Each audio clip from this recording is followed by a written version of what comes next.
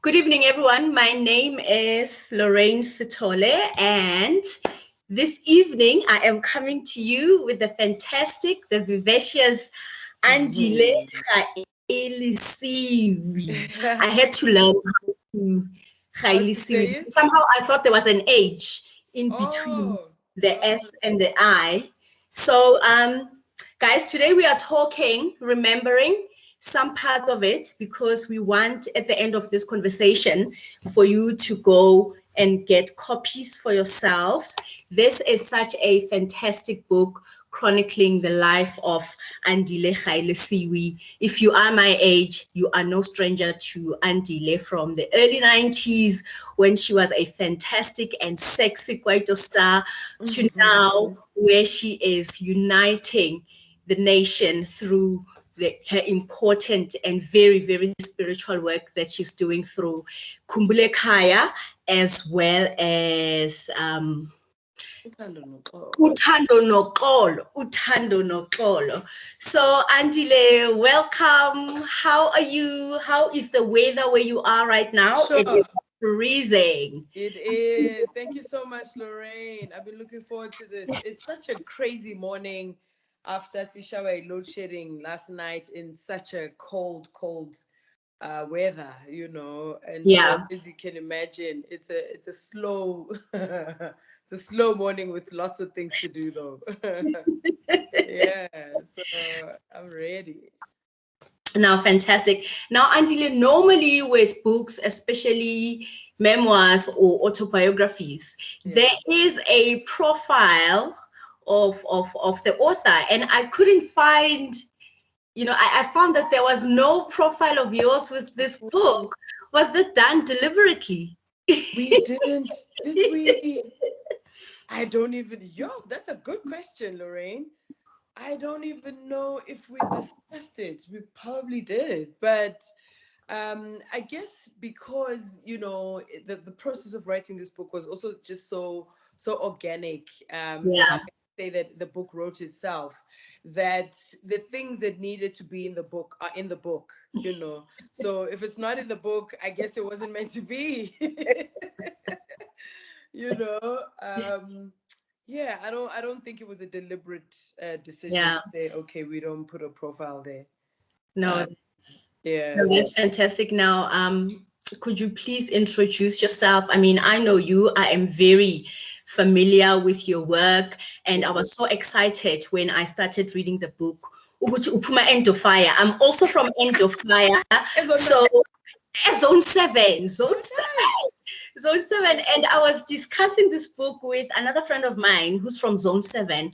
And Yeah, I was like, Andile is from Middlelands, but yeah, I'm not very clear which zone she's yeah. from. But Oh, lucky for me, I have you here. So, yeah. yeah, a portion of our discussion is going to center around um, Middlelands, and there is a reason for that. But before we get into the book, if you could just a little bit tell the rest of our viewers who you are and what you've been doing, and yeah, beautiful stuff like that. All right. So, as you've said, I was born and grew up in Middlelands.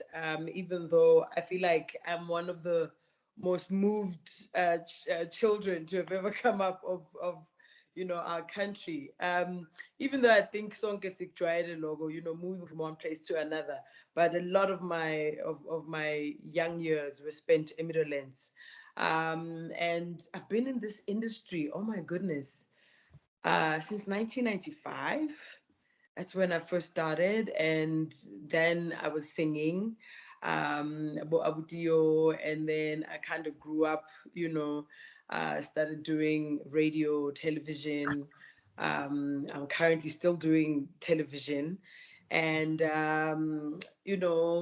more than just presenting shows, I like that I'm at a place now where I'm actually producing and telling the stories, which is something that I've always wanted for the longest. So besides having released this book, I and now put author next to Ikamalame, we can also write producer of Uthando Noxolo, the new season that's coming up actually on the 3rd of August. Wow.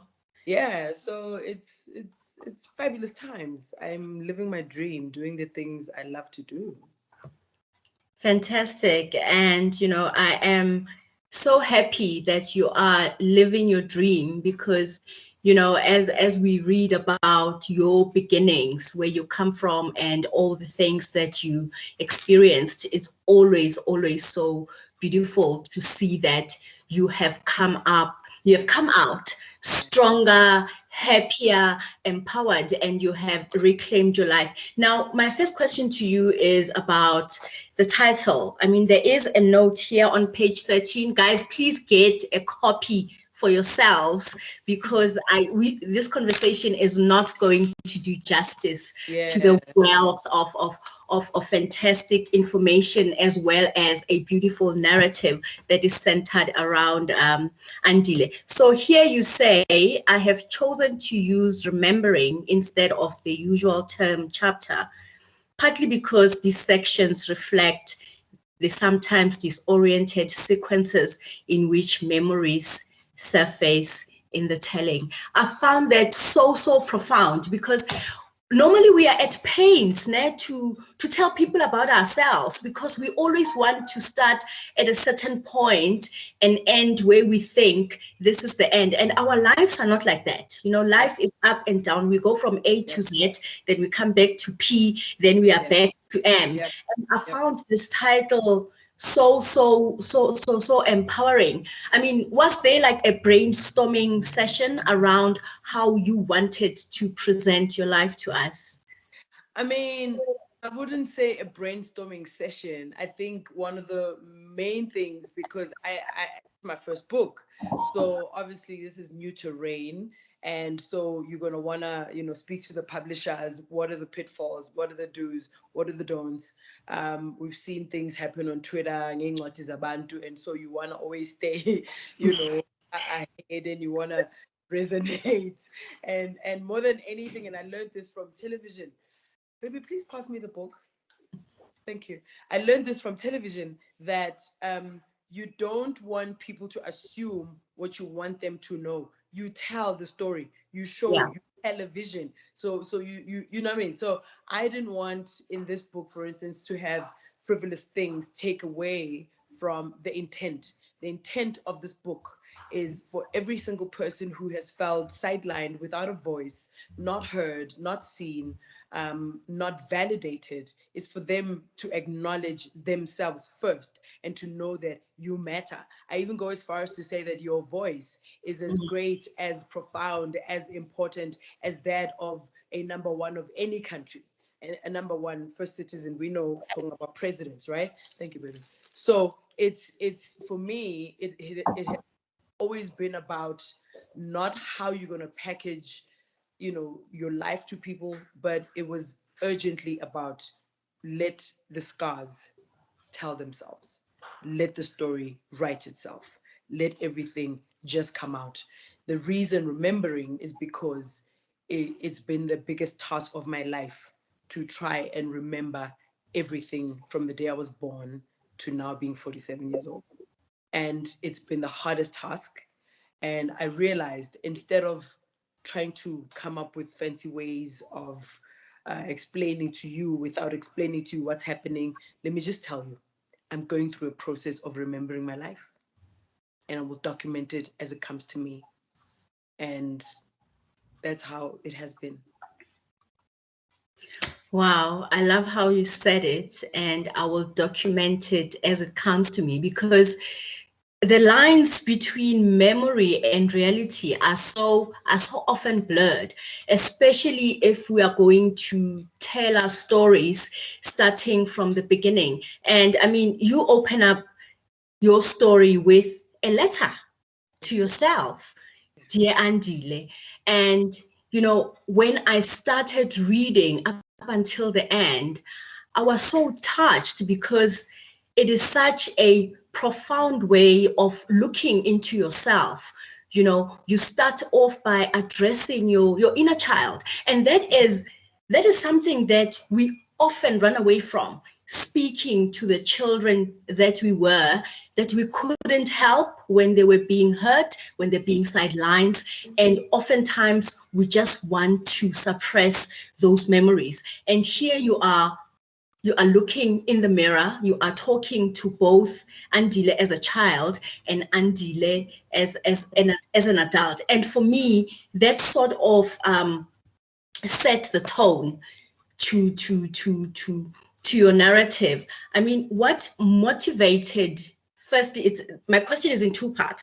What motivated you firstly to open up your story in this way? And also because, looking back and going back to those traumatic memories and experiences, what inspired you to stay in the moment, to stay writing, especially this letter? I mean, a lot of the times in life, we all play roles, right? Mm-hmm. So whether it's whatever manager, boss at a job, lover, boyfriend, girlfriend, somebody's mother, somebody's aunt, we always are things to people. And every day we want to make those different roles work for the people around us, for the situations we find ourselves in. We don't put as much effort in how we see ourselves and feel ourselves by ourselves inside, for me. And for the longest time, I used to know that I have the disease to please. And yeah, but I never give myself my credits, my kudos, even the things I don't like about myself. They're somewhere there in my subconscious, but they never come to the forefront. They're never top of mind. I never validate myself. And so with this letter, with this book, that's exactly what I'm doing. I'm saying to me before you, I'm important. My story is important. It didn't happen to me so that I can be gossiped about. All of this happened. I went through all of those things and to the other side so that whoever you are, wherever you are, facing whatever it is, can see and touch an example that looks like you, that probably has gone through the things that you've gone through, because I'm not the only race.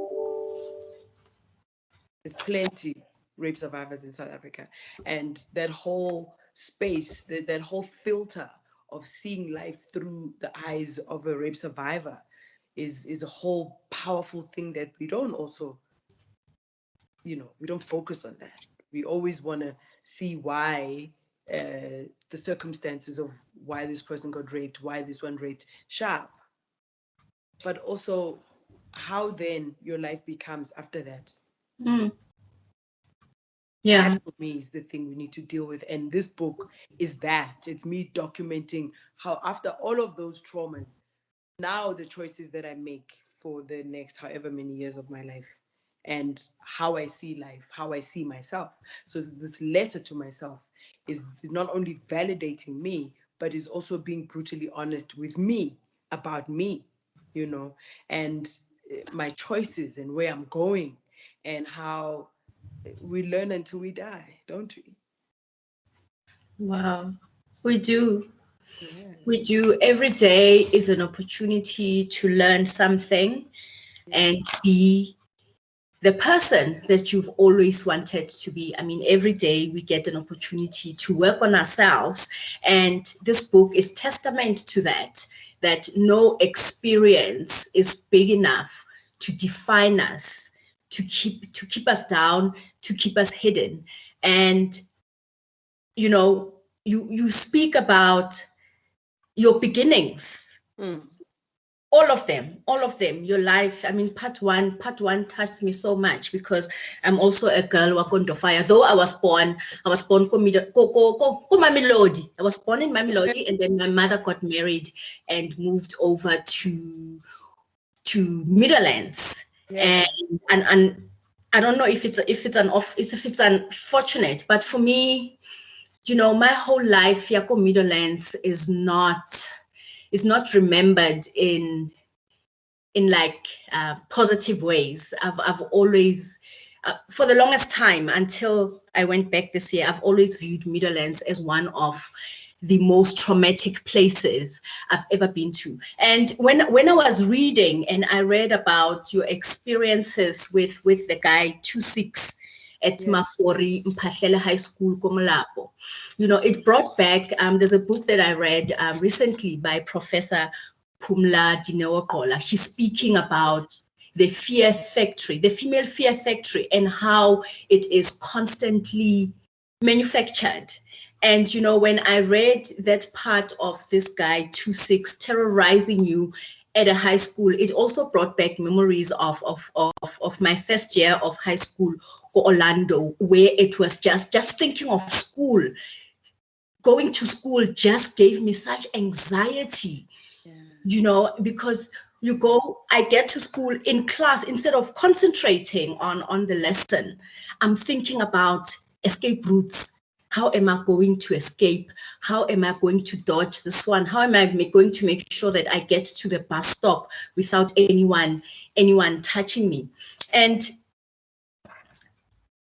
my point about your life, go Netherlands, was it's also to do with how our intimate spaces are like sites of fear. You know, we speak about your home. You also speak about the general traumatic everyday terrorism. Yeah, but oh my God, just going to the shops. Yeah. Was I mean, that was our life, girl. Yeah, iraja from your gate to the shops. You have been named, called, you have been whistled to, you have had everything happen to you. And if you dare say, "Nyeh, I don't want to talk to you, then they start stripping you down. Yeah, it's because love is straight, awupaganga, faka specs, this, you know, they'll do all of that simply because you said no. And then you must walk past, fight through that, and then go buy what you need to buy, walk past again, fight through that, and then get home. Why did you take so long? Or whatever else happens, control, depending on your life there as well. So you are correct. It was definitely a moment of constant terrorism for the young black girl. And the unrest in the late 90s, I mean, you having to leave home to go into a boarding school situation, I mean, that is traumatic by its nature, you know, leaving the only home that you've always known, your support structure, going into a foreign place with all these people that you don't know, and having to do things for yourself. You know, how do you know, mama or auntie, I mean, coming from townships, we know the prospect, the idea of a nuclear family is very foreign, you know. I grew up, there was a grandmother, there was a rakaji, there were cousins, you know, there were like 12 people go for a room, and there's always someone that you can lean on. And now there you are, having to leave Netherlands because of the unrest, to go into a boarding school so far, Mpumalanga. Girl, and then how fika ko Mpumalanga ho na le di-terrorists tsa ko teng. Yeah. Because it just felt like everywhere I turned, there was terror, you know. I remember go boarding school vividly. There'd be a guy who would just terrorize the boarding school yonke, the side yamantombazan, you know, and how we share the way it's even built, from Tomio Kala all the way there. It's one long straight line. So the minute this guy ataka from the bottom, and the utsweri, whatever, whatever it is in his hand, and he starts hitting a window and literally drags the thing across all the windows. All the girls are screaming inside, running to the direction he's walking. Hapita to the end of that, he's coming back. Like being, it sounds like a movie. It sounds like a movie, but these are the things that that you had to deal with. And then Aguna Mama, it's a foreign, it's foreign in that even the language, Yeah. the type of food that is being, eaten there, and then who's a boarding school, in this tomato sauce, mayonnaise, and you're just away from home. And for me, I'll tell you one thing. It was a mix between an escape from this relationship I had with my mom that wasn't, working out the way that it should have. Escape from, all the things that I'd gone through at that point and hadn't shared with anyone, to now go to a place that's far away from home, where literally I'm my own boss, so to speak. There's a matron there who looks after us, there's teachers and so on and so forth. But I'm in my peaceful space. And it's at boarding school, actually, that I find Christ. It's at boarding school that my spiritual life starts to kind of jump. Yeah. It's at boarding school that I do, dramas on stage, that I sing, that I literally just allow myself to be. So yeah, it it wasn't a pleasant experience, but it was also another one of those find yourself, because I Yeah. think ultimately everything that happens to us is so that we can continuously define who we are, why we have incarnated this time, and what it is that we bring. And so all of those things that we go through, all of those are nuggets of important information, uh, bits and pieces of DNA about ourselves in action, the choices that we make, Mm. when placed in situations. So even, being in boarding school, and then, or one of the times on my way to boarding school and then getting raped, who would have thought about that? Getting beaten to a pulp, and, being taken advantage of. I thought, ukusuka kwami eJoburg, I was leaving some traumas back there. Um, and then I come to a different province in Mpumalanga, and yeah, it's a person from Joburg, and it happens in Mpumalanga sharp, but it literally felt like this energy traveling with me wherever I was going.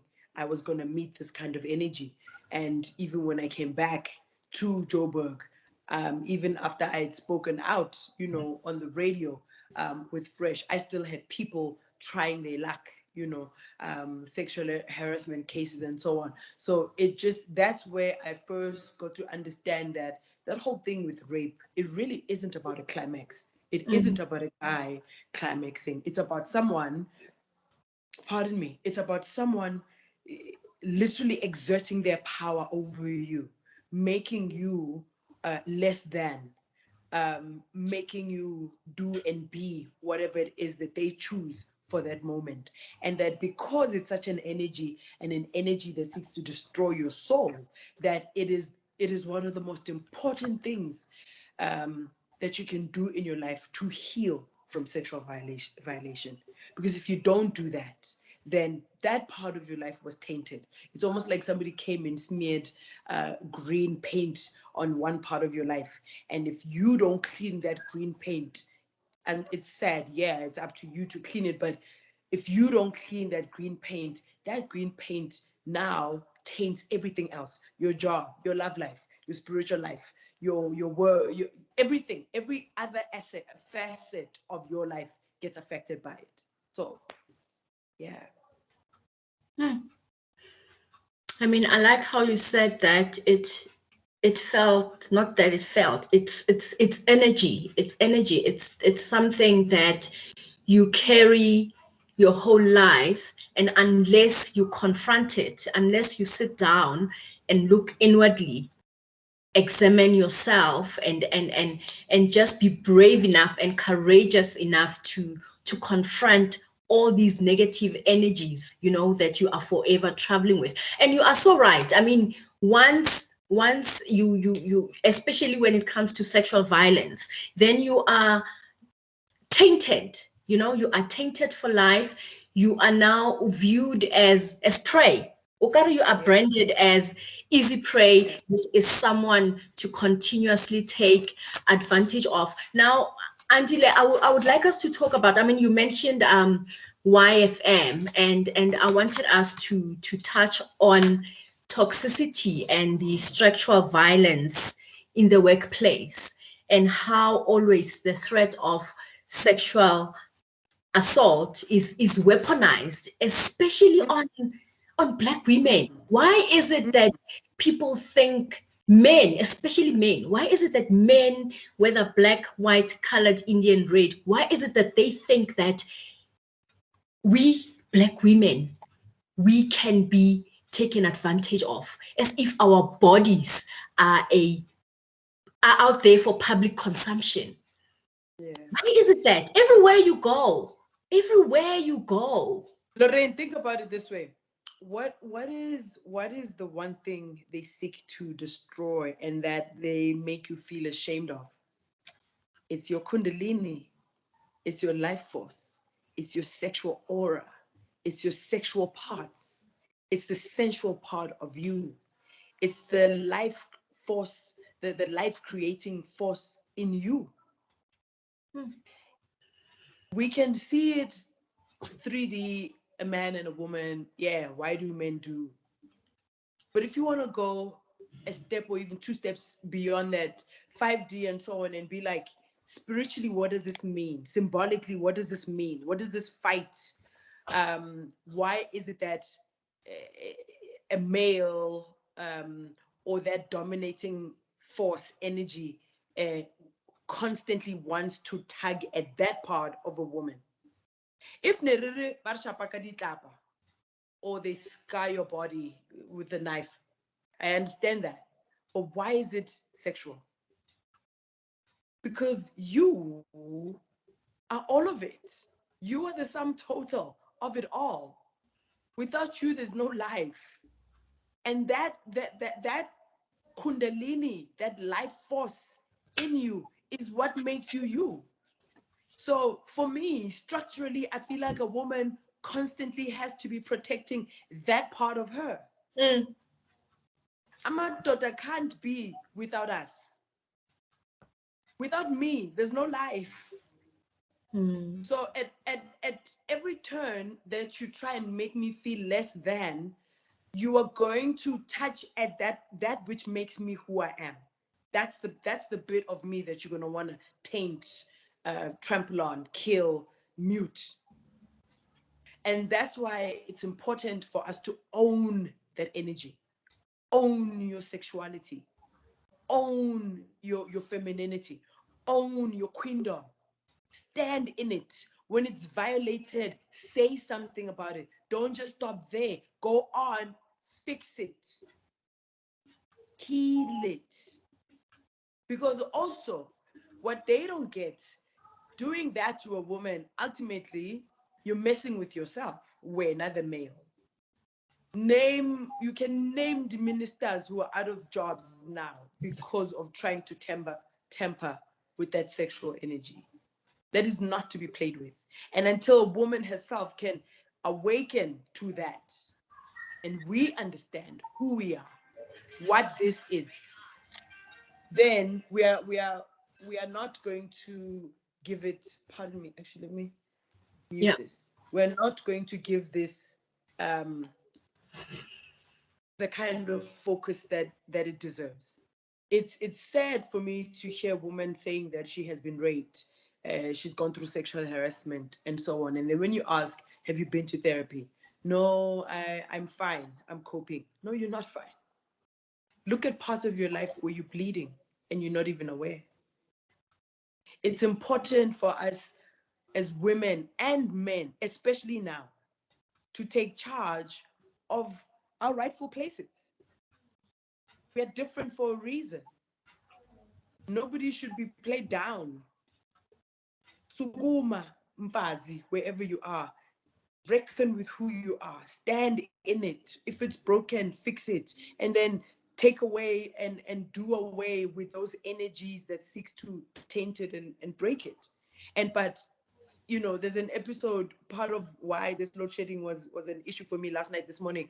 I'm working on these episodes for Chanda Nokole that's coming up. There's one where I'm trying to help a young lady I really can't, because she's not even seeing. She'll say, yes, I've been raped, but let's go further. You've been raped, you've been violated. Do what you need to do. Get yourself the help that you need to, open a rape case. Here is a perpetrator. She's not about that life. That hurts, because I acknowledge pain and whatever's happening to her right now. What's important is that this guy must pay her the 1.8 and then be out of her life. But then as she moves on in her life, those scars, those wounds, because those are still wounds, those wounds are going to bleed everywhere else. And she won't understand why this is messing up, that's messing up, this is messing up, because we are not in tune with ourselves. We don't give ourselves that validation. We don't acknowledge, we don't listen, we don't act on our own behalves. And worse in a workspace, because you're trying to keep a job. Eish. Yo, ungasho futhi, because now instead of focusing on the work at hand, you are busy trying to devise escape routes. You are working on things which are not related to the job at hand. And I wanted to share with you another book. I'm always reading, and I like sharing. I like sharing with people. I'm reading a collection of gender-based violence stories from 28 South African women, edited by Sunyati. It came out a couple of weeks ago, and it's divided into different themes. And under workplace, one of the 4 contributors is Farah Fortune. I think you know her. She's also a huge media profile, and she writes about her her experience as a young 22-year-old going into business, her first meeting with the guy that she thought was going to give her business, but things quickly went south. But before that, she was working somewhere. I'm going to take off my glasses because I can't read without them. Oh, but we put, so why are you even wearing glasses if you can't see with them? So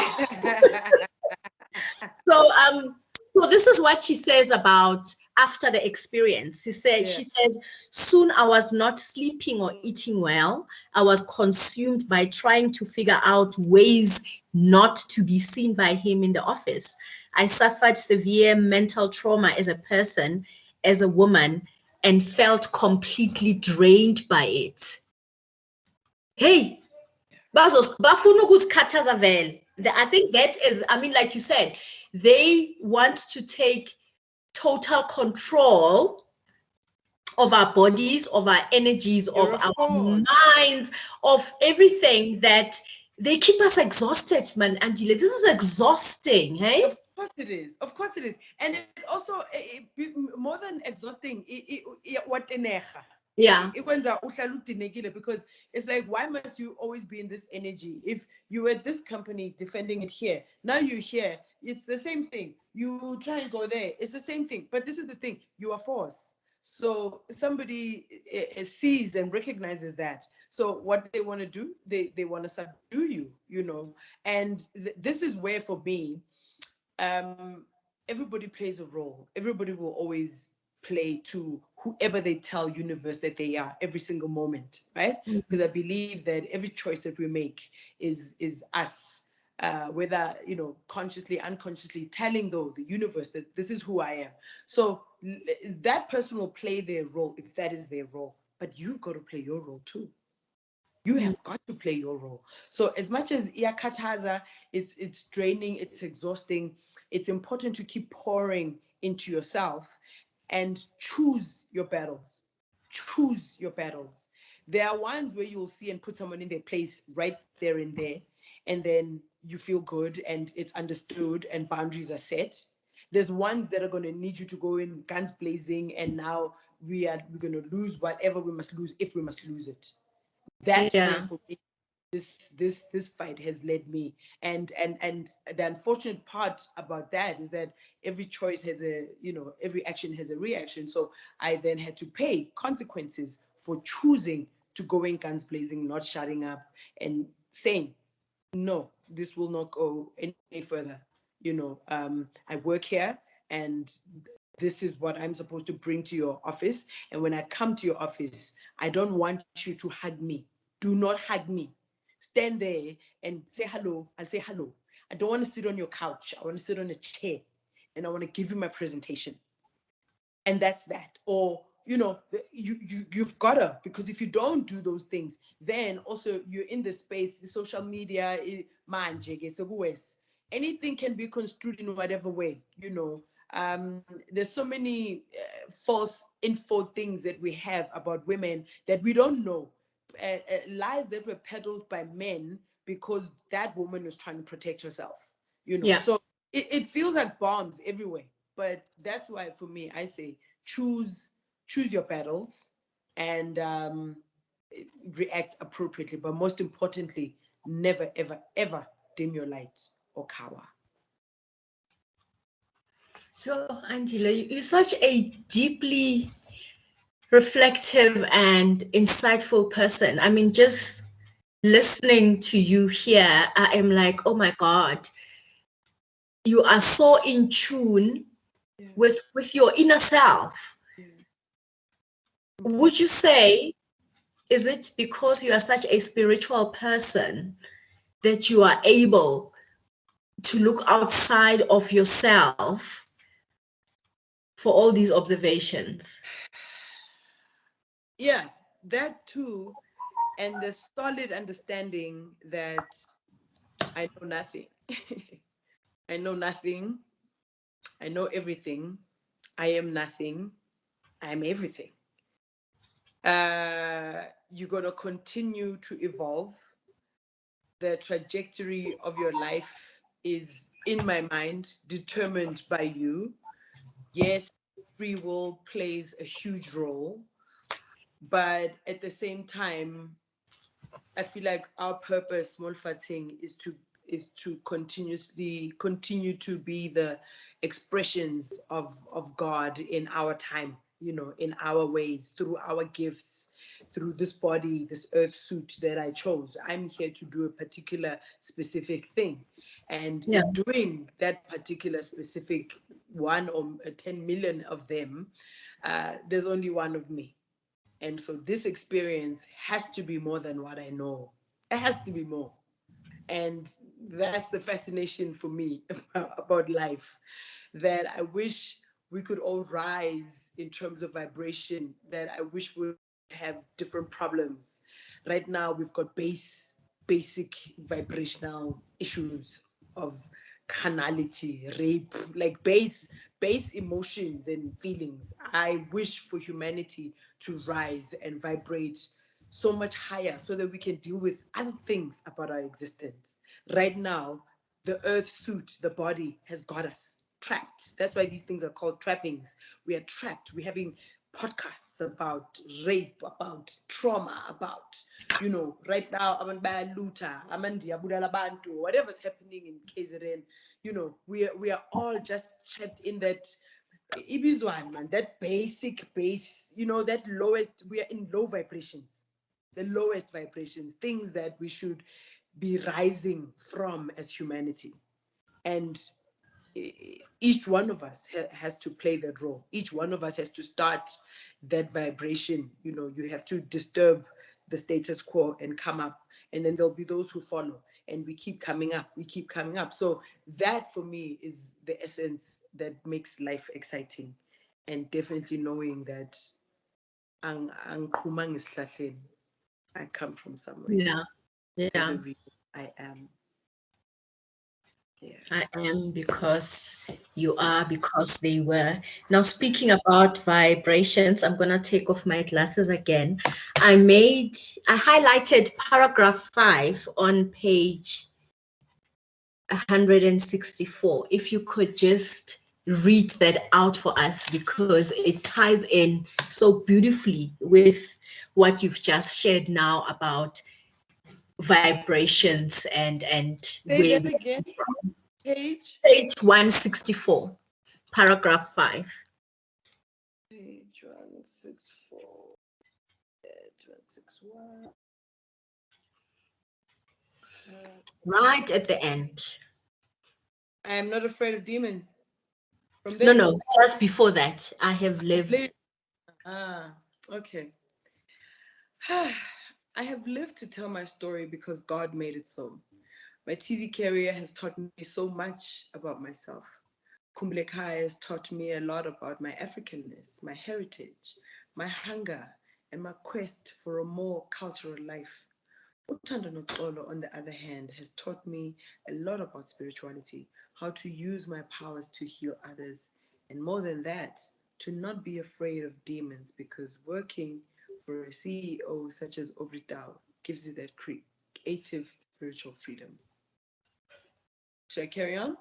No, no, that's all I had wanted you to read. Yeah. You have you have such a you have such a healing voice, and Oh, hearing you speak, whether on Kumbulekaya or Utando Noxolo, I always walk away with the feeling that you were placed purposefully because your voice has such healing properties. Even hearing you read now, I got goosebumps and I got tears in my eyes. Oh my God. Yeah, you do. You but do. Lorraine, you do know that it takes one to see one, right? That you wouldn't recognize these things in me if you didn't know them, if you weren't around them, if you weren't about them, if they weren't you too, you know. I think it's all about us awakening each other, and you Yeah. giving me the compliment is further validation and awakening. Even thing it's I wish for us, for all of us, especially in South Africa right now, you know. Wow. I have three more questions before I play the song. So I have been Yes. playing the song ever since I got the book 6 weeks ago. I mean, so, and I'm so glad we're having this on a Friday because Yeah, my bro. Fridays are like Kwaito Fridays. I Okay. dress in my finest Kwaito Lokshin culture attire, and there's Unwani. always a book that accompanies the song, and I choose a song. I cannot dance to save my life, and then I make a reel and I post it on Instagram. So definitely this is going down as a moment in history. Ah, So last three questions from me, because we also don't want to give too much away of the book, yes. which is available. It has been available for a while. Get it for yourself, your Yeah. cousins, your brothers, your Yeah. uncles, your dads, because some of us are blessed. We have stepdads and biological Hey. dads. So get it for them. Yeah. And because if there is ever a gift that you need going into Women's Month, guys, mugs. We're done with mugs and chocolates and t-shirts. Don't want that anymore. I don't want a scarf anymore. Don't want flowers. Get people, get people gifts that matter, and this is one of them, especially your teenage children, male and female. Please do. Now, Andile, you mentioned a solo trip to Zanzibar. Yes, ma'am. A solo trip to Zanzibar. Yes, And ma'am. we have been socialized, especially man, Middlelands has this thing, man. Middlelands, Ongati, they could just get rid of it. We have been socialized to think that anything that we want for ourselves is selfishness. Yeah. Get selfish if I Yeah. want to spend time with myself. Get Yeah. selfish if I want to start doing for me before I do for others. And reading this, your trip to Zanzibar, I was like, oh my God, this is how we should inculcate in our children. I love solo trips. Yes.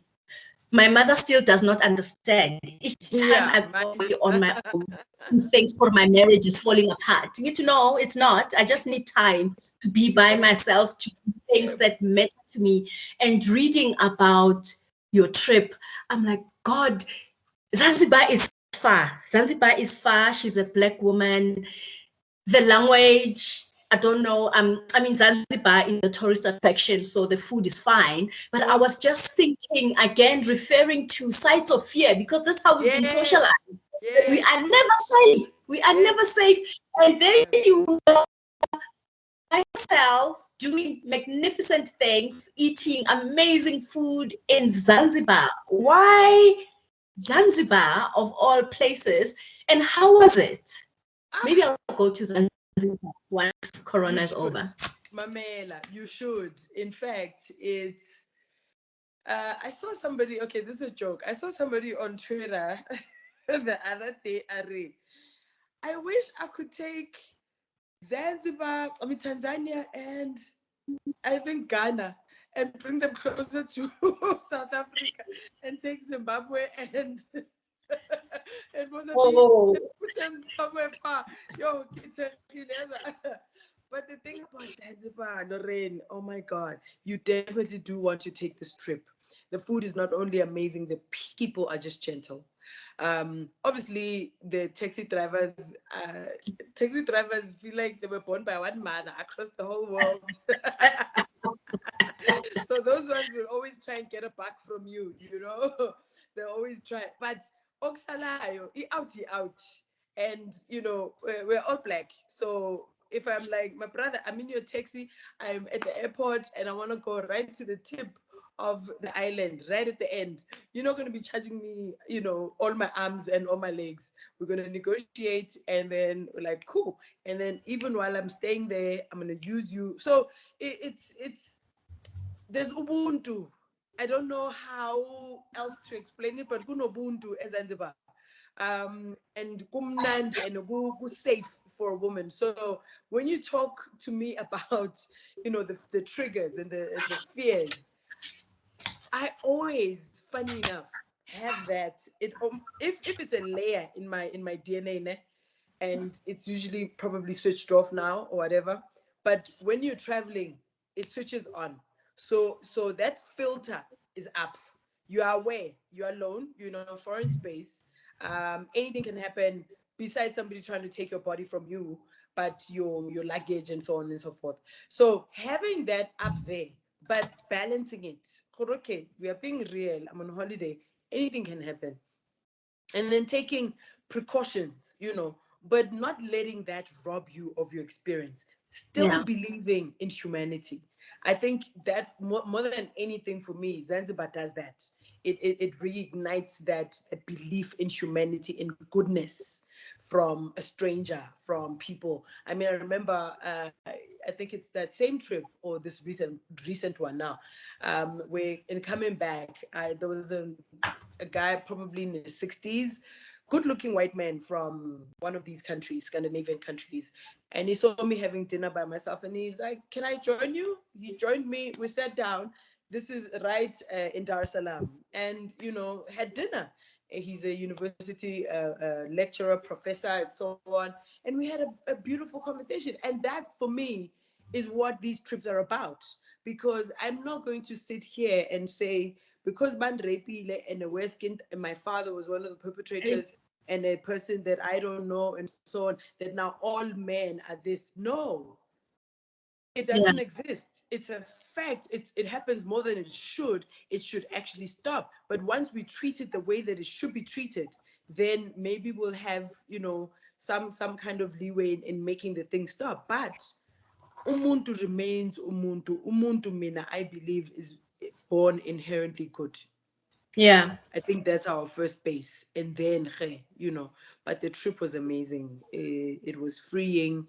It was taking my power back. Also, just being able to do that by yourself, you know, and go into the ocean and awaken my spiritual self, because that's what I did every morning. I literally wake up and it's just a walk from my door to the ocean. I get in there and I say my prayers. I immerse myself in water, you know, and I meditate. And the one of the boys at the restaurant will bring me a cocoa, a fresh young cocoa, cut the thing open, put a straw in there, and that's me. Next thing, my breakfast is here. And I mean, Wow. hello. You Wow. know, beautiful, beautiful. Lorraine, do that for yourself. Go there. Ne? I took it to No, Brazil. definitely. Definitely. When once it is safe for the world to come out, Yes, yes, come yes. up, to come out of our homes for air, I am definitely going to Zanzibar. Now, this is the last question before we get into the song that made my 1996. You write a letter to your future husband, and Yeah, boo. it reminded me of an article that I read in Brittle Paper, which was published in April. Yeah. There was an article written by Chika Unigwe about a good African woman, Yeah. how black men, they just assume we are all monolithic. There are Yeah. good African women and then there are bad African women. Obviously, the good African ones, we know them. They preach about them everywhere. Whenever my mother hears for I came home, well, before COVID at 2 a.m., then, we will start talking about a virtuous woman. Yeah. Proverbs 31 woman, Yes. but is there a Proverbs 31 man? Give me a Proverbs 31 man, then I maybe said, I please, can be that woman. And please take my you write such a cheeky and empowered letter to your future husband. And I highlighted on page 151, paragraph 3, where you say, I don't need your strength. I don't need to mimic you or to try to compete with you. I need to excel in my role so that you can excel in yours, and we merge and become one, so that we create our own dynasty, our own destiny, and our own way of living. I believe that each and every one of us is an expression and individuation of God, life, and creation. I mean, this goes against the famous trope of the good African man. Here you are stating unapologetically how and what you are going to need from this future husband. I Hey, mean, guys. if we don't if we're not deliberate about the things that we want, if we don't put time and effort into understanding ourselves and what feeds us and what we don't want, what takes away from us, then Yeah, how can we expect to attract that which we are? How can we expect to attract, that full on? I'm not looking for a half. Baby, hey, have what? that thing they say about relationships, man, but my better half. Yeah, my better half. I'm not looking for a better half. I want a whole, because Yeah, I am whole. Why are you bringing me half? yes, Let's bring wholes. A whole and a whole makes a complete whole. And you be you, I be me. Don't try to dictate to me how to be me, and don't be phased and scared by my strength too. That's why I don't need yours, because I have mine. yeah, When I feel the parts of me that need filling, just like I will do for you. But be you and excel in who you are. Know who you are and who you're supposed to be for a queen like me. Yabo? hey, ngiyabona yazi, ngiyabona. I think with Tom Cruise in, was it Jerry Maguire? Actually, you Yeah. complete me. Yeah? Atino? You complete me. Yabo. That's what that's that's what Tom Cruise said. Yeah. You complete me, and now we are bombarded by suitors who put the burden on us to complete them. Come complete or don't come at all, right? Nje, senzani. Why am I spending all these years? I could also be chilling in my funk, chilling in my, in this boli, whatever. I could also be there, but I'm not. Me working on myself, healing me, is so that I vibrate to meet and come across and attract somebody who is doing the same things for themselves there. And Yeah, kuzofika isikhathi seqiniso, either mangikhuphuka uyakhuphuka or uyasala. yeah, So if you are half and I am whole, how are we ever going to catch up?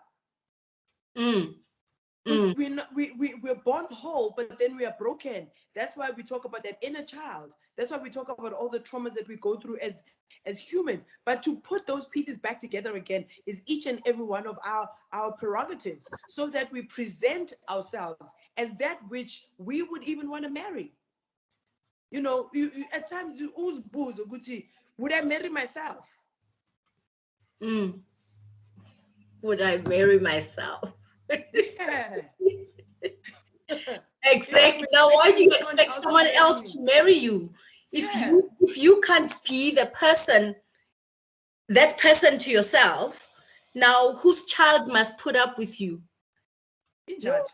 Injalo, ne? Injalo. Yeah. And ayikali manje, this thing. I mean, you Yebo. started it in 1996 when you gave us that song. You completely flipped the script.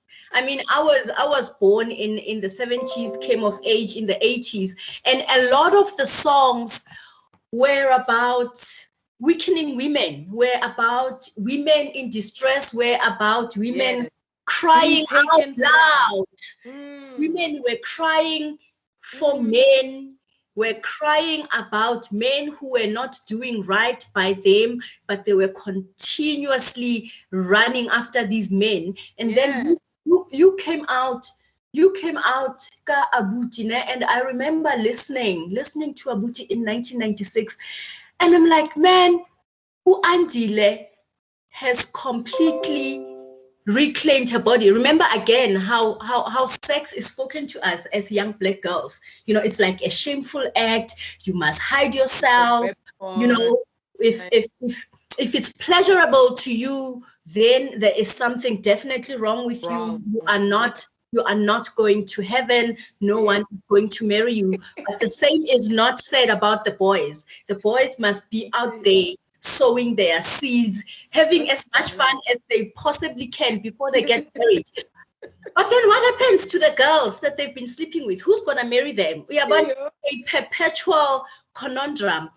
And Yeah. then you did that. You came out with the song. I was watching the video again a couple of weeks ago.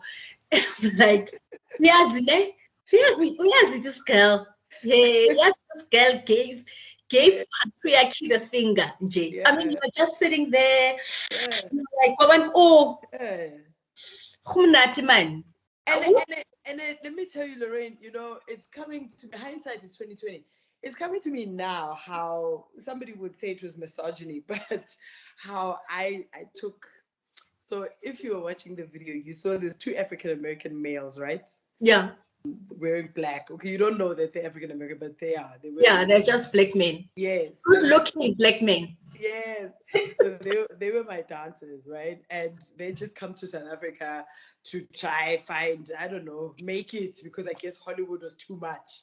Yeah, Anyway, on stage, because I think the thing about Abudio that I wasn't saying to myself was that after everything that had happened, the rapes and just feeling like literally men see me and see a piss pot, I was taking my power back and almost to say getting on top of it. Because on stage, these guys, I flipped it completely. You'd have girls wearing skimpy clothes and you can see my privates or thighs or whatever it is. And these guys were good looking, had six packs and so on. So I would get them to strip on stage. Not strip as in like to nakedness, but to that sexy level that you expect of a woman to give you on stage. yeah, And I remember them wanting to take it even beyond that, because for me it was me being in charge of my sex, my sexuality, my sensuality, and not being put in this box of, because every article around that time was going to be the sex bomb, sanctuary voice, this, it always had sex in it, you know. So having these guys and having these kinds of lyrics to me was putting me in charge of this narrative that sought to use my sexuality to destroy me. But I was affirming that because I'm looking sexy, but you're not going to touch me. I'm telling you. what I want and how you should touch me and what you should do and how I feel about that. So yeah, it was rebellion. It was rebellion. It was, I mean, we look back and I think also in hindsight with age as well, that it was a rebellion. But I mean, our our young years, those are the years where we are we are geared to take the most risks because we are not really afraid of what will people Yeah. say. We really do Yeah. not care. No. So what did your mother say when she saw it? Oh no, it was a war. First of all, I denied it. She said she heard it on the radio. I think it was Metro FM. I was like, what? I don't know anything about that. I was at school. It's not me. Until the video came out. And then when the video came out, I couldn't hide. And I mean, it was one of the areas of friction still, even as growing up. Saying it to Manje now, I'm older. I'm not in school. I'm out here living my life, my career. My mom always feeling like this is not a career. Music is not. You're intelligent. Yeah. You got the best marks in high school. Go be a doctor. And me on some no, but I'm going somewhere here. And at that time, it was just music. I knew. I didn't know that I'd get to this place that I'm at now. And now we're releasing. We are called authors. I didn't know that that was part of the journey. And it's always like that, the arts are not, oops, sorry. It's always like that. The arts are always continuously perceived as not a viable career. It is seen as a phase that you will eventually outgrow and settle into a nice, long life, 40, 50-year career. But it's there's a little bit of a positive shift because we are the mothers now. I'm a mother, and I look at my children, and I am not as fearful because our parents, remember, again, it was fear that if you don't have a stable job, if you don't work for the government, if you're not a teacher, a nurse, lawyer was something to aspire to, but you had to be a clerk in the government's office, or a nurse, or a teacher, something stable. But now, having gone through that and becoming the mother that I am today, I really don't have those fears. And also because we are more financially sound. We are better than what our parents were.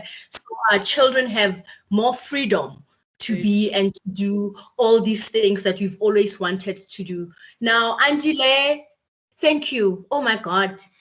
Yo, this was, I have not even begun to touch what Andile speaks to us about in here. And guys, this is not a cry book, ne? This is not Andile, big fat tears, all my life. No, this is Andile saying that I'm coming out. I want the world to know. I'm reclaiming my life. I am here. I am doing the things. I have done the work. And you can tell when someone has done the work because the honesty in here, you will only become honest about your life and your experiences when you have done the work. Ngonyana ko ntofaya ne, ha corona e fedile. Ke kopa wena. I said, please. Re ye ko di-sofeng. Re ba kene, re ye ko di-sofeng. Andile, thank you so much for giving us such a magnificent book. You are such a generous storyteller because our lives don't happen in a vacuum.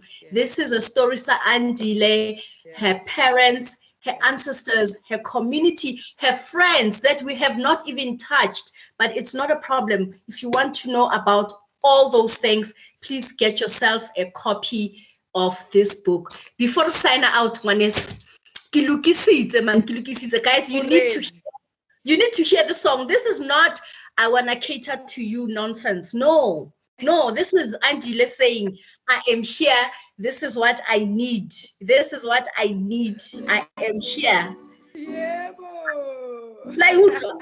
Whoa, la utlwa. Ke na le speaker. La utlwa. Re ke tsa volume. This is my quite song. Yes. Da, da, da, da, da. Oh, sorry. I don't know what I did. Oh, that's the wrong one. Is that the wrong one? That's my. Oh my God, you have a whole album. I do. Coach, what is it? I'm a huge Kwaito fan. Mina, I'm very sentimental. You have an entire album. Hey, I am very sentimental. we create guy. I wanted to my own album. Oh, lo, Hey. Eish. Oh yeah.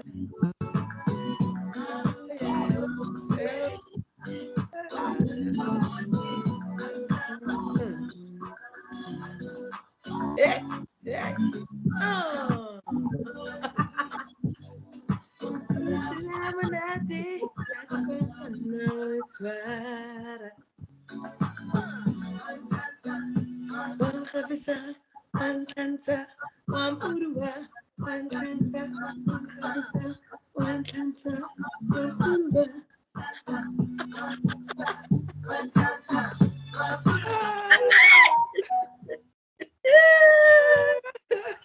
Oh my Wow. God. Yeah, that is the song.